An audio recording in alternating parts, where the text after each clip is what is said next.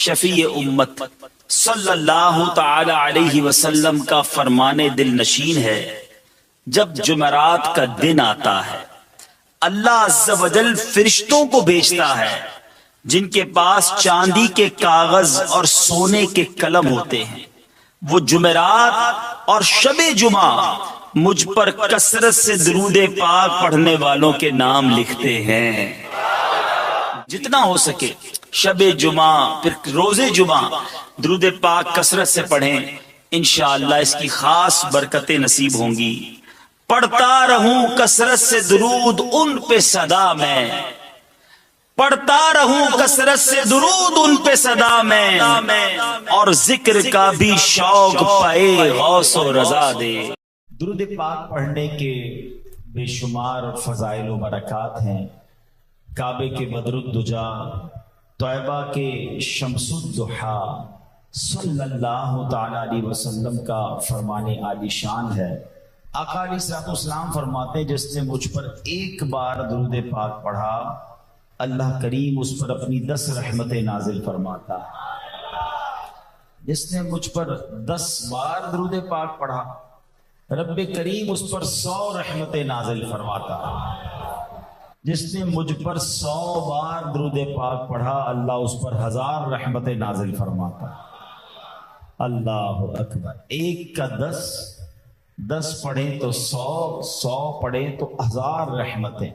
یعنی اگر کوئی چاہتا ہے کہ صبح و شام چاہے وہ کاروبار پہ ہو، نوکری پہ ہو، سفر میں ہو، گھر میں ہو، مجھ پر رحمتیں برستی رہیں تو درود پاک پڑھتے رہا کریں۔ لیکن آگے نبی پاک جو فرمان کا اگلا حصہ ہے وہ اور خوبصورت ہے۔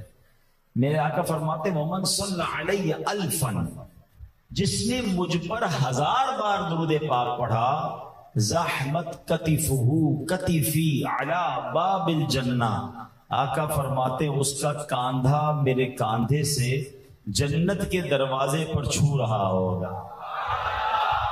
اس کا مطلب سمجھتے ہیں؟ ہم جب نماز کے لیے کھڑے ہوتے تو امام صاحب اعلان کرتے ہیں کاندھے سے کاندھا ملا لیجیے۔ تو کاندھا کس سے ملاتے ہو؟ جو آپ کے بالکل برابر میں ہوتا ہے نا، ویری نیکسٹ ٹو می، اسی سے کاندھا ٹچ ہوگا نا۔ تو آقا فرماتے جنت میں ایسے ساتھ لے جاؤں گا کہ اس کا کاندھا میرے کاندھے سے ٹچ ہو رہا ہو۔ ہم تو غلام گناہ گار، ہمیں تو آقا پیچھے پیچھے لے جائیں تو بھی ان کی بڑی مہربانی ہے۔ باغ جنت میں محمد مسکراتے جائیں گے، پھول رحمت کے جھڑیں گے، ہم اٹھاتے جائیں گے، اور خلد میں ہوگا ہمارا داخلہ اس شان سے یا رسول اللہ کا نعرہ لگاتے جائیں گے۔ میرے نبی علیہ الصلوۃ والسلام کے سچے وعدے ہیں، جو ایک بار سبحان اللہ کہے اس کے لیے جنت میں درخت لگا دیا جاتا ہے۔ ایک بار الحمدللہ کہے جنت میں درخت، ایک بار اللہ اکبر کہے جنت میں درخت۔ اب سچ بتاؤ کہ جو ساری رات سارا دن جب موقع ملے وقت ضائع کرتا ہے وہ کتنا محروم ہے۔ اگر آپ ذکر الہی کی عادت ڈال لیں، درود پاک کی عادت ڈال لیں، بہت سارے غم دنیا کے بھی دور ہو جائیں گے، اور جب قیامت کے دن ثواب کے پہاڑ دیکھیں گے نا تو دل باغ ہو جائے گا۔ اللہ مجھے بھی فضول باتوں سے بچ کر اپنا اور اپنے حبیب علیہ الصلوۃ والسلام کا ذکر کرنے کی توفیق نصیب فرمائے، آپ کو بھی نصیب فرمائے۔ آج انشاءاللہ جس موضوع پر میں نے چند مدنی پھول آپ کو پیش کرنے ہیں وہ ایسا موضوع ہے کہ اس پر جب بھی بات کی جائے، جب بھی اس کا ذکر کیا جائے تو عاشقوں کے دل تڑپ اٹھتے ہیں، شوق بڑھ جاتا ہے، اور وہ کوئی اور جگہ نہیں کہ جب بھی ذکر مکہ ہو، جب بھی ذکر مدینہ ہو تو دل جو ہے اس کی کلیاں کھل جاتی ہیں۔ اللہ کریم نے ان دونوں شہروں میں کشش ایسی رکھی ہے کہ جس نے دیکھا ہے وہ بھی تڑپ رہا ہے، جس نے نہیں دیکھا وہ بھی مچل رہا ہے، جس نے 100 بار دیکھ لیا ہے اس کی بھی پیاس نہیں بجھتی، بار بار جانے کو جی چاہتا ہے۔ تو کیا بات ہے کعبہ مشرفہ کی، کیا بات ہے مدینہ منورہ کی۔ آج ہم خاص طور پہ کعبہ مشرفہ کی بات کریں گے۔ دنیا میں، کائنات میں سب سے پہلا جو اللہ کا گھر ہے وہ کعبہ مشرفہ ہے، سب سے افضل جو اللہ کا گھر ہے وہ بھی کعبہ مشرفہ ہے، مکہ پاک میں جو موجود ہے۔ اللہ کریم نے قرآن مجید فرقان حمید میں کیا خوبصورت انداز میں کعبے کا ذکر کیا۔ رب کریم ارشاد فرماتا ہے ان اول بیت وضع للناس للذی ببکۃ مبارکا وہدی للعالمین۔ اللہ فرماتا ہے بے شک سب سے پہلا گھر جو لوگوں کی عبادت کے لیے بنایا گیا وہ ہے جو مکے میں ہے، برکت والا ہے اور سارے جہان والوں کے لیے ہدایت ہے۔ فیہ آیات بینات مقام ابراہیم، اللہ فرماتا ہے اور اس میں کھلی نشانیاں، اس میں کھلی نشانیاں ہیں ابراہیم کہ کھڑے ہونے کی جگہ ہے۔ ومن دخلہ کان آمنا، فرمایا جو اس میں داخل ہو گیا امن والا ہو گیا۔ وَلِلَّهِ عَلَى النَّاسِ حِجُّ الْبَيْتِ مَنِ اسْتَطَاعَ إِلَيْهِ سَبِيلًا، اللہ فرماتا ہے اور اللہ کے لیے لوگوں پر اس گھر کا حج کرنا فرض ہے جو اس تک پہنچنے کی طاقت رکھتا ہو۔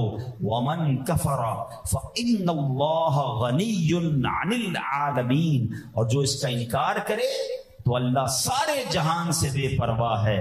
تو اے میرے پیارے اسلامی بھائیوں، کیا بات ہے کعبے کی، خدا کی قسم ہزاروں بار تصویر میں دیکھا ہو، مگر جب انسان خود کعبے کے سامنے جا کر کھڑا ہو جاتا ہے تو اس کی کیفیت ہی بدل جاتی ہے۔ اور کعبہ مشرفہ کے سامنے جا کر جو اپنے گناہ یاد آتے ہیں، کبھی کبھی تو رونگٹے کھڑے ہو جاتے ہیں، اپنی اوقات لگ پتا جاتی ہے، بندہ اتنا چھوٹا سا اپنے آپ کو فیل کرتا ہے، تھوڑی دیر تک تو یقین ہی نہیں آتا کہ کیا میں واقعی کعبہ مشرفہ کے سامنے کھڑا ہوں جہاں خاص رحمت الہی کا ہر وقت نزول ہو رہا ہے۔ اور سبحان اللہ، سبحان اللہ، کعبہ شریف میں اللہ پاک کی واضح نشانیاں ہیں۔ کعبہ شریف مقام امن ہے، کعبہ شریف کا حج کیا جاتا ہے۔ اور کعبہ شریف کی جو پہلی خصوصیت اس آیت میں بیان ہوئی کہ کعبہ شریف دنیا کی سب سے پہلی عبادت گاہ ہے۔ حضرت مجاہد رحمت اللہ تعالی فرماتے ہیں کہ زمین کا وہ ٹکڑا جہاں اب کعبہ شریف موجود ہے، یہ زمین کی تخلیق سے 2000 سال پہلے بنایا گیا، یعنی ابھی زمین نہیں بنی تھی، اس سے پہلے یہ پیس آف دا لینڈ، یہ جو جگہ ہے جو کعبہ ہے، یہ زمین کی تخلیق سے بھی 2000 سال پہلے بنایا گیا۔ اور حضرت ابو ہریرہ رضی اللہ عنہ سے روایت ہے کہ ابھی زمین کی پیدائش نہیں ہوئی تھی، اس سے 2000 سال پہلے کعبہ شریف پانی میں ایک ٹیلے کی طرح تھا، یہاں 2 فرشتے اللہ پاک کی تسبیح کرتے تھے۔ پھر جب اللہ پاک نے زمین کی پیدائش کا ارادہ فرمایا تو اسی ٹیلے سے زمین کو پھیلا دیا، یعنی معلوم یہ ہوا زمین پر پہلا گھر ہونا تو بات کی بات ہے، کعبہ شریف پوری دنیا کی اصل ہے اور زمین کا یہ ٹکڑا سب سے پہلے پیدا کیا گیا، اسی سے تمام زمین پھیلائی گئی۔ یعنی یہ جس زمین پر ہم رہ رہے ہیں نا، اس کی ابتدا، اس کی سٹارٹ جو ہے یہ کعبہ مشرفہ کے اس پیس آف دا لینڈ، اس زمین کے ٹکڑے سے ہوتی ہے۔ یہ ہے کعبہ مشرفہ کی شان اولیت۔ اب یہ کعبے کی تعمیر کیسے ہوئی، یہ کعبہ بنایا کیسے گیا؟ اللہ اکبر۔ حضرت امام زین العابدین رحمت اللہ تعالی خطیب کعبہ میں تشریف فرما تھے۔ ایک شخص آپ کی خدمت میں حاضر ہوا اور عرض کرتا ہے کہ عالی جان، کعبہ شریف کا طواف کب سے شروع ہوا، کیسے شروع ہوا اور کیسے کیا جاتا تھا؟ امام زین العابدین نے فرمایا، جب اللہ کریم نے فرشتوں سے فرمایا کہ میں اپنا خلیفہ یعنی حضرت آدم کو اپنا خلیفہ بنانے والا ہوں، اس وقت فرشتوں نے یوں ظاہر کیا کہ خلافت کے تو ہم زیادہ حقدار ہیں، بڑی تفصیل ہے اس میں۔ تو اللہ پاک نے ان کو جواب کیا دیا تھا؟ قرآن میں بھی وہ جواب موجود ہے، قال انی اعلم ما لا تعلمون، بے شک میں وہ جانتا ہوں جو تم نہیں جانتے۔ اللہ پاک کا یہ ارشاد سن کر فرشتوں کو لگا کہ شاید اللہ پاک ہم سے ناراض ہے۔ اب ان فرشتوں نے کیا کیا؟ عرش الہی کی پناہ دی، چہرے اوپر اٹھائے، عاجزی کے ساتھ روئے، 7 سال تک عرش الہی کا طواف کرتے رہے۔ آخر اللہ پاک نے ان کی طرف نظر رحمت فرمائی اور فرمایا کہ عرش کے نیچے ان کے لیے 4 ستونوں والا زبرجد کا ایک گھر بنایا اور فرشتوں سے فرمایا کہ اس گھر کا طواف کرو۔ فرشتے اس کا طواف کرنے لگے۔ اس کو بیت المعمور کہا جاتا ہے۔ یاد رہے کہ فرشتوں کا بھی ایک قبلہ ہے 7ویں آسمان پر، کہ جہاں فرشتے طواف کرتے، 7 آسمان سے اوپر عرش الہی کے نیچے۔ اب کیا ہوا؟ اللہ پاک نے کچھ فرشتوں کو زمین پر بھیجا اور حکم دیا کہ بیت المعمور کی سائز کا زمین میں بھی ایک گھر بناؤ۔ اب جب یہ گھر تعبیر ہو گیا تو اللہ پاک نے زمین کی مخلوق کو حکم دیا کہ جیسے آسمان والے فرشتے بیت المعمور کا طواف کرتے ہیں، تم زمین والے اس گھر کا طواف کرو۔ تو اب پتہ یہ چلا کہ پہلے انسان تو دنیا میں نہیں آئے، جو یہ جانور اور زمین کی مخلوق تھی نا، یہ کعبہ مشرفہ کا یہ بھی طواف کرتے تھے۔ ایک روایت کے مطابق حضرت آدم علیہ السلام کی پیدائش سے 2000 سال پہلے بیت المعمور کی بالکل سیدھ میں فرشتوں نے کعبے کی عمارت بنائی۔ یہ بالکل بیت المعمور کی عمارت کی سائز کے برابر تھا۔ اس وقت کعبہ شریف کا طواف صرف زمینی فرشتے کرتے تھے، مگر اس کا حج زمین اور آسمان کے فرشتے کیا کرتے تھے۔ یعنی حضرت آدم آئے نہیں ہیں، انسان اس دنیا میں نہیں ہے، کعبہ بن چکا ہے اور فرشتے اس کا طواف کر رہے ہیں، فرشتے اس کا حج کر رہے ہیں۔ تو پتہ چلا کہ یہ کعبہ مشرفہ اتنی قدیم عمارت ہے اور اتنی مبارک عمارت ہے۔ اچھا، پھر ایک وقت ایسا آیا کہ کعبہ مشرفہ چلتا رہا، حضرت آدم نے بھی پھر اس کی تعمیر کی، اس کے بعد لوگ اس کا حج کرنے آتے، طواف کرتے تھے۔ اب کعبہ مشرفہ کے دور میں، یعنی اس پورے ٹینیور میں حضرت نوح علیہ السلام کا دور آ گیا۔ اچھا، اس میں اتنا خطرناک طوفان آیا کہ پوری دنیا ہی گویا اس پہ ڈوب گئی۔ اب طوفان آیا، کعبے کا نام و نشان بظاہر نظر نہیں آتا تھا۔ اب حضرت ابراہیم کا دور آیا، حضرت ابراہیم خلیل اللہ علیہ نبینا علیہ السلام۔ اللہ اکبر، کیا کمال کی ہستی ہے! آپ یقین کریں، سارے نبیوں کو ضرور پڑھیں، اور سب سے زیادہ تو ہمیں ہمارے آقا جناب رسول اللہ صلی اللہ علیہ وسلم کی سیرت کو پڑھنا چاہیے، مگر نبی پاک کی سیرت کے بعد سب سے زیادہ جس کی سیرت کو پڑھنے کی حاجت ہے نا، وہ حضرت ابراہیم علیہ السلام۔ اللہ اکبر، امیزنگ پرسنالٹی۔ آپ کی زندگی کے ایسے واقعات ہیں کہ عقل حیران ہو جاتی ہے۔ آپ کو پتہ ہے آپ کی عمر 17-18 سال تھی اور نمرود نے آپ کو آگ میں ڈالنے کا فیصلہ کیا کہ بتوں کو خدا مانو، اپنے رب کا انکار کرو، اللہ کا انکار کرو۔ اور آگ کتنی تھی کہ آسمان سے باتیں کرتی ہے۔ 17-18 سال کے نوجوان کا ایمان اور یقین کتنا مضبوط ہو سکتا ہے، مگر حضرت ابراہیم کوئی عام انسان نہ تھے، آپ چنے ہوئے تھے، آپ خلیل اللہ تھے۔ آپ نے کہا آگ میں ڈالنا ہے تو ڈال دے، میں نے رب کا انکار نہیں کرنا۔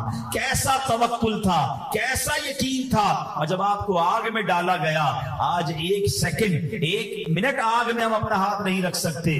حضرت ابراہیم 40 دن تک اس آگ میں رہے، اور جب باہر نکلتے ہیں تو آپ کا بال بھی بیکا نہیں ہوتا ہے، آپ بالکل صحیح سلامت نکلتے ہیں، کیونکہ وجہ یہ ہوتی ہے کہ رب نے اپنے خلیل کے لیے اس آگ کو باغ بنا دیا، اس آگ کو گلزار بنا دیا۔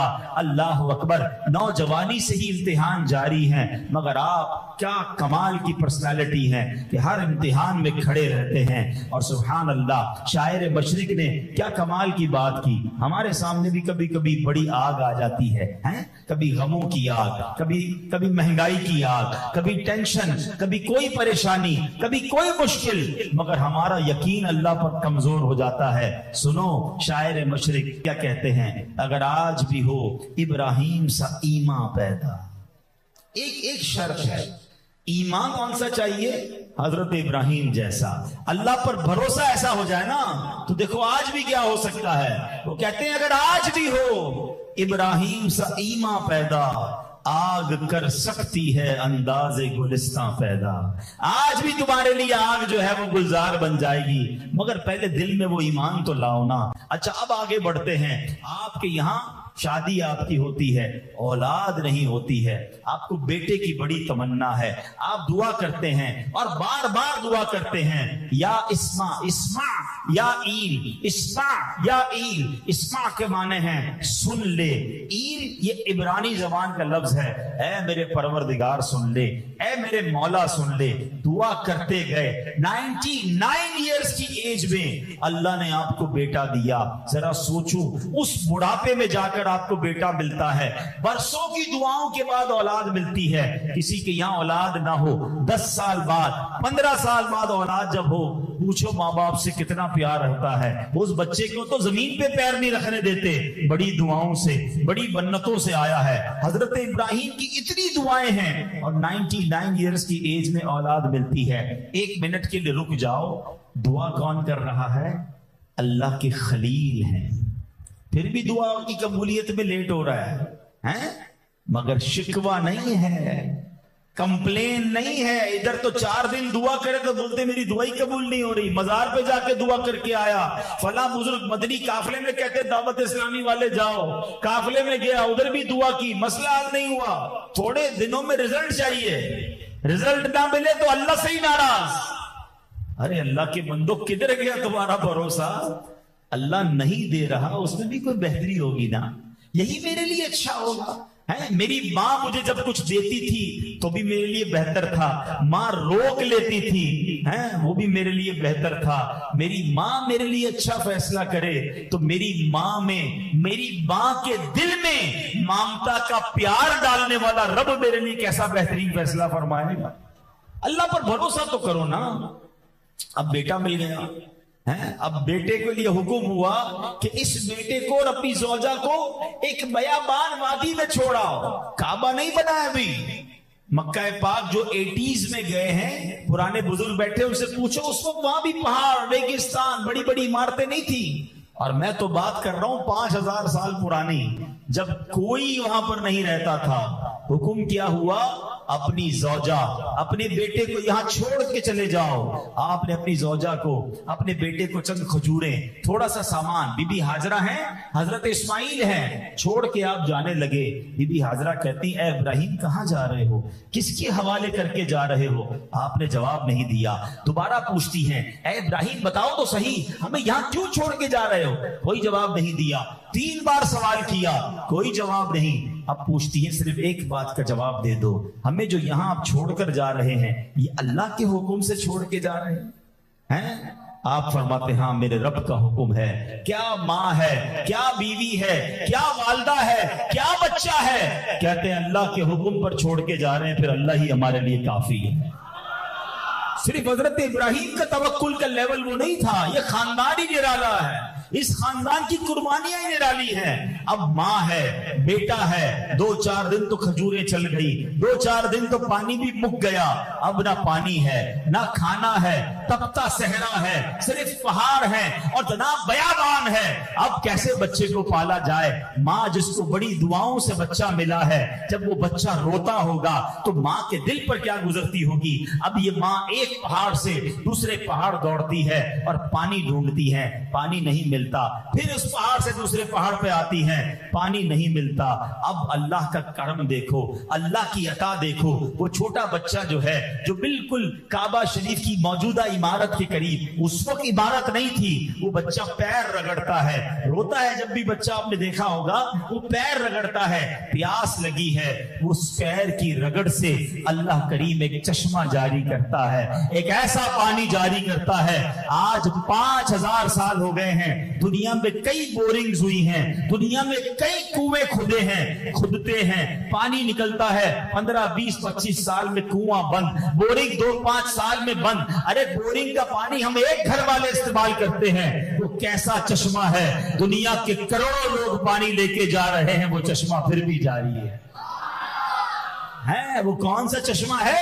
وہ زمزم کا پانی ہے. اچھا یہ لفظ زمزم یہ بھی بڑی اس کے پیچھے لاجک ہے, اس کا نام کیسے پڑ گیا؟ بی بی ہاجرہ جب آتی ہیں تو دیکھتی ہیں کہ پانی جاری ہو گیا ہے, آپ خوش ہوئیں, اب پانی آگے بڑھنے لگا, آپ نے کہا زمزم, اس کی معنی ہے رک جا, رک رک. اب یہ ان کی زبان سے نکلنا تھا, اس کنویں کا نام, اس چشمے کا نام ہی زمزم پڑ گیا. اللہ اکبر. اور اب کیا ہوا, چونکہ پانی آ گیا. دنیا میں ایک بات تھوڑا سا بچوں کے لیے جو سائنس کے اسٹوڈنٹ ہیں یا جغرافی کو سمجھتے ہیں, ذرا اس بات کو بھی سمجھو. کبھی دنیا کے نقشے کو دیکھنا, آپ کو دنیا میں وہی آبادی نظر آئے گی جہاں پر پانی ہوگا.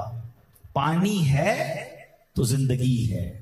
آپ کو کئی صحرا خالی ملیں گے. بلوچستان کا نقشہ دیکھو, پورا بلوچستان خالی, کیوں؟ پانی نہیں ہے. جہاں پانی ہوگا وہاں آپ کو لوگ نظر آ جائیں گے. پوری دنیا کا نقشہ دیکھیں آپ, اور یہ لاجک ہے. اب پانی ہوا تو قافلے گزرے, پانی نظر آیا, قافلے والوں نے کہا ادھر ہی پڑاؤ ڈال دو, پانی بھی ہے.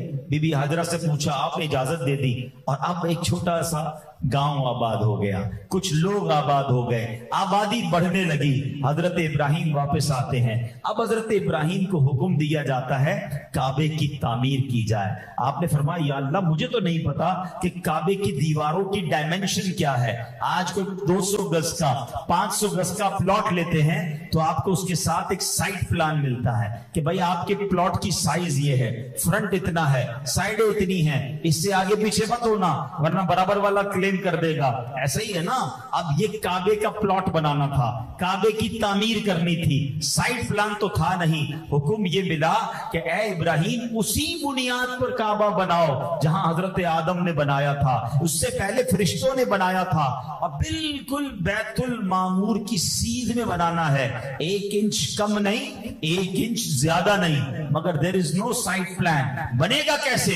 اللہ اکبر. میرے رب کی قدرت نے کیا انتظام کیا, ایک بادل بھیجا, وہ بادل آتا ہے, حضرت ابراہیم اس بادل کے ساتھ چلتے ہیں, وہ بادل جا کر ایک جگہ ٹھہر جاتا ہے.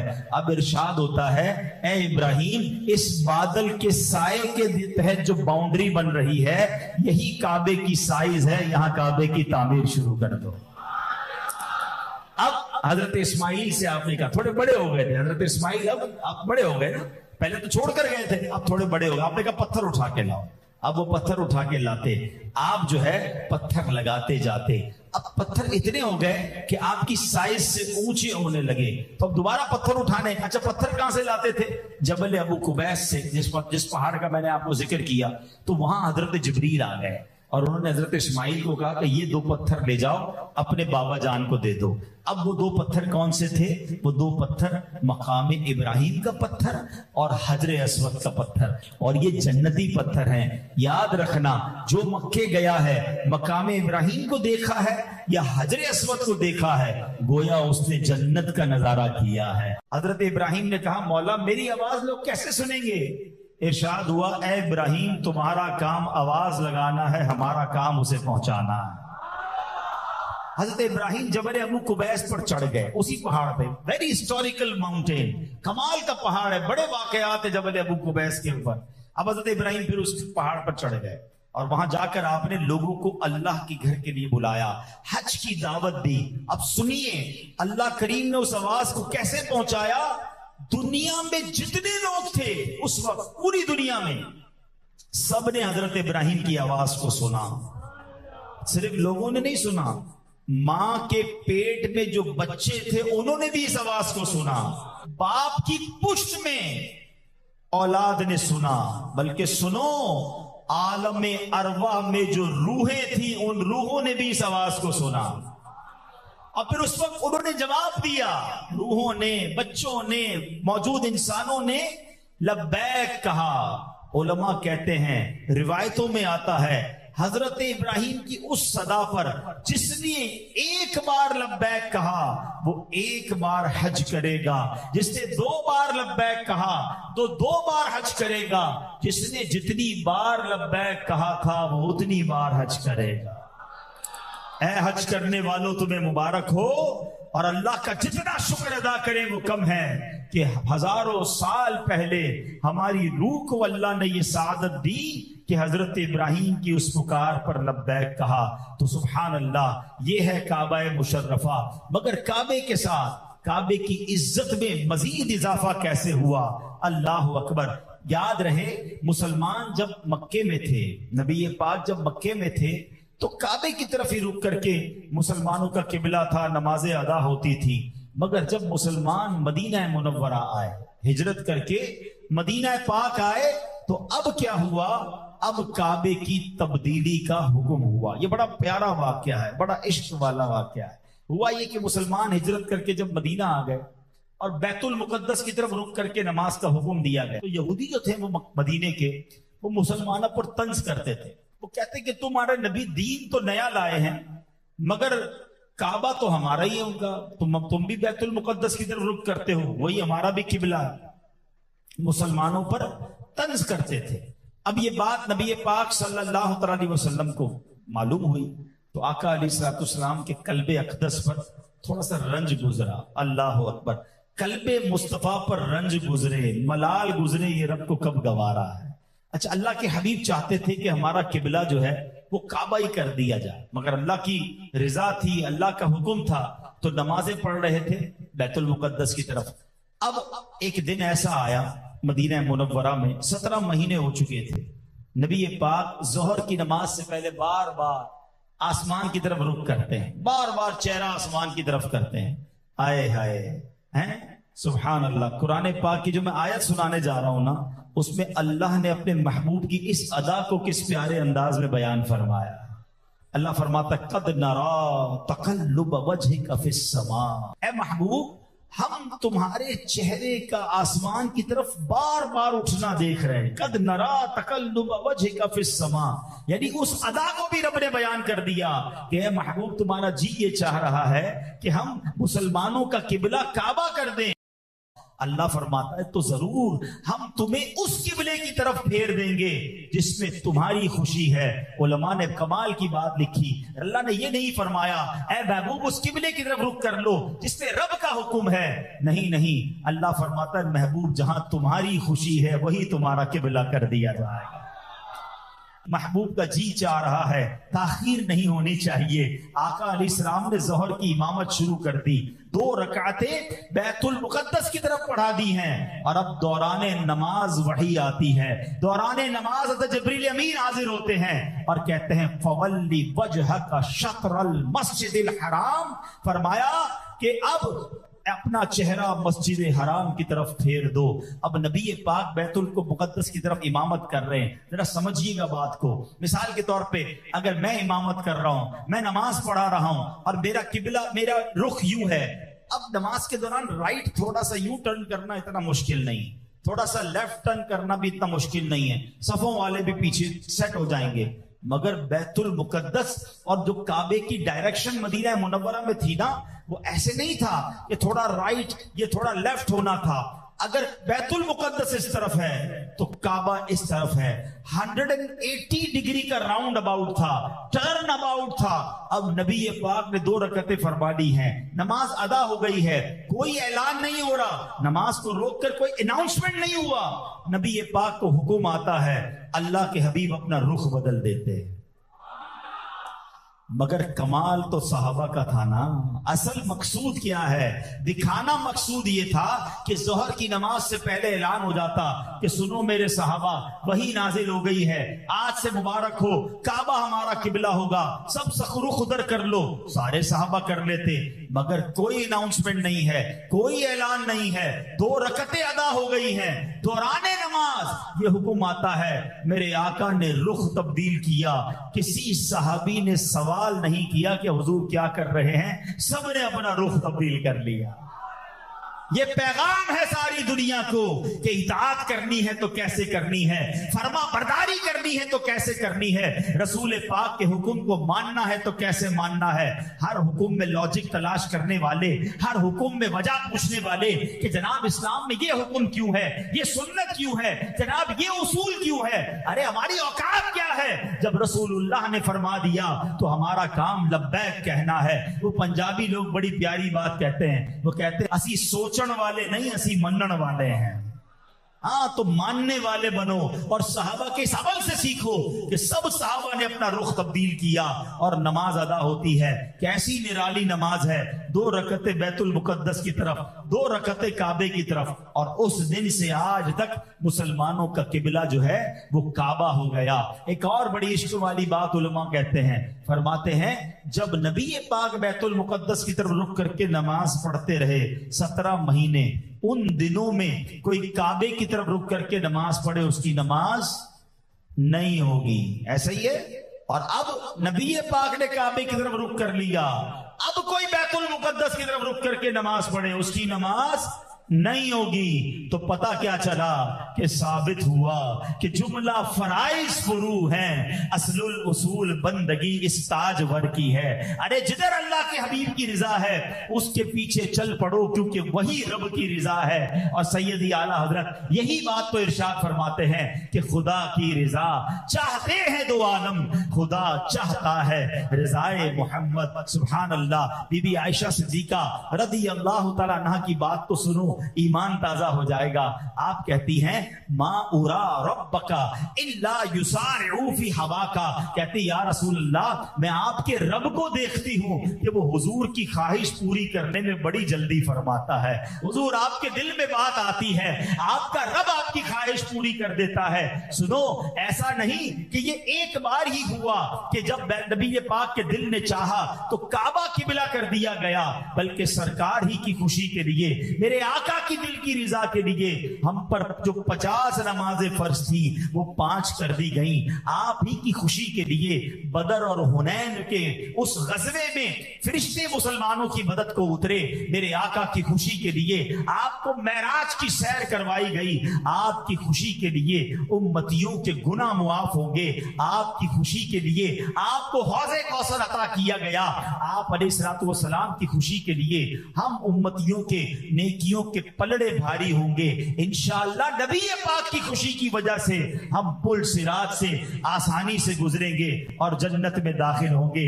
سبحان اللہ۔ اعلیٰ حضرت کہتے ہیں نا کہ ہم کیوں کیسے گزریں گے، یقیناً پل صراط بڑا مشکل پل ہے، لوگ کٹ کٹ کر جہنم میں گر رہے ہوں گے، مگر اعلیٰ حضرت کا نبی پاک پہ یقین دیکھو، نبی پاک سے محبت دیکھو۔ کہتے رضا ڈرتے ہوئے نہیں، رضا گھبراتے ہوئے نہیں، رضا درستے ہوئے نہیں، ارے پل صراط سے گزریں گے مگر وجد کرتے ہوئے گزریں گے۔ رضا پل سے اب وجد کرتے گزریے۔ کیوں وجد کیوں کریں کہ ہے رب سلم صدائے محمد، سرکار علیہ الصلوۃ والسلام اسی پل کے کنارے ہمارے لیے دعائیں کر رہے ہوں گے۔ تو اے میرے پیارے اسلامی بھائیوں، کعبے کی عزت میں جس ہستی نے اضافہ کیا وہ ہمارے آقا علیہ الصلوۃ والسلام ہیں، کیونکہ یہی وہ کعبہ تھا جس میں 360 بت تھے، معاذ اللہ تالیاں بجا کر طواف ہوتا تھا۔ نبی پاک تشریف لائے، اپنے ہاتھوں سے ان بتوں کو باہر نکالا اور میرے آقا نے حضرت بلال کو کعبے کی چھت پہ چڑھایا اور وہاں انہوں نے اذان دی، اور اس کے بعد مسلمانوں کو عروج نصیب ہوا۔ اللہ کریم کعبے کی رونقوں میں اور اضافہ فرمائے اور ہمیں بھی بار بار کعبہ مشرفہ کی حاضری نصیب فرمائے، حج بیت اللہ نصیب فرمائے، اور طواف کعبہ کر کے حج کر کے پھر روتے ہوئے تڑپتے ہوئے مدینہ منورہ کی حاضری بھی نصیب فرمائے۔ تو اے میرے پیارے اسلامی بھائیوں، آج کے اس پرفتن دور میں یہ دعوت اسلامی کا ماحول ہے جو ہمیں لندن و پیرس کے خواب نہیں، ہمیں دنیا کے نظاروں اور بےہودگی کی محفلوں کی رعنائیوں سے نکال کر ہمیں مکے مدینے کی یاد میں رلانے والا کام کرتا ہے، ہمارے دلوں میں عشق رسول کو اضافہ کرتا ہے، اور واقعی سچی